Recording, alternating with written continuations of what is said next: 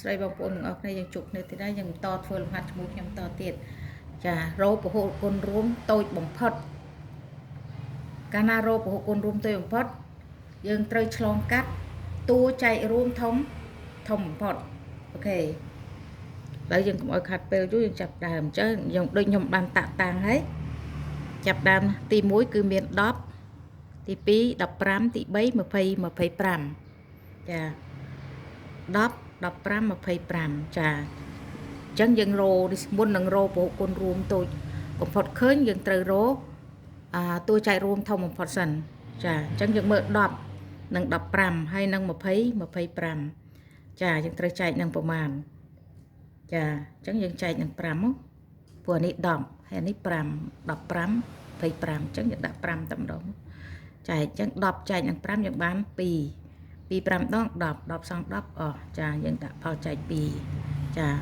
15មាន5ម្ដង15មាន5 3ដង3 5ដង15សង15អស់អញ្ចឹងយើងដាក់3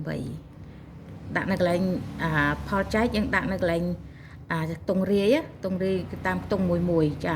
25មាន5 5ដង5 5ដង25សង25អស់អញ្ចឹងយើងដាក់5 5ដង25ណាចាគឺតួចែករួមគឺ5បន្ទាប់ពីយើងគុណបានហើយយើងចែកបានហើយអញ្ចឹងយើងរកពហុគុណរួមតូចបំផុតអញ្ចឹងយើងត្រូវយក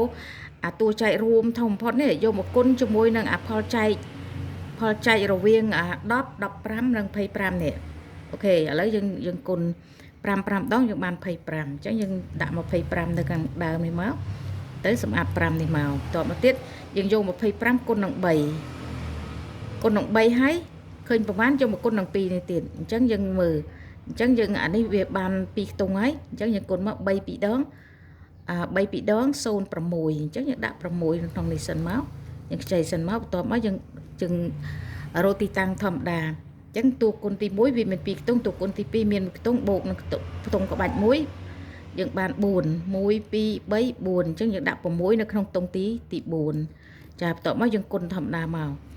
6 2ដង12ចា10 នៅក្នុងខ្ទង់ទី3 2នៅក្នុងខ្ទង់ទី2 6 5ដង30គឺនៅក្នុងខ្ទង់ទី2ចា30ឬក៏យើងថា3 1 2 3តម្លាក់ពីលើ1មកចាតបមកទៀតលេខ0នៅក្នុងខ្ទង់ទី1តបទៀតតបពីយើងគុណហើយយើងសម្អាតមកអញ្ចឹងចម្លើយចុងក្រោយគឺ150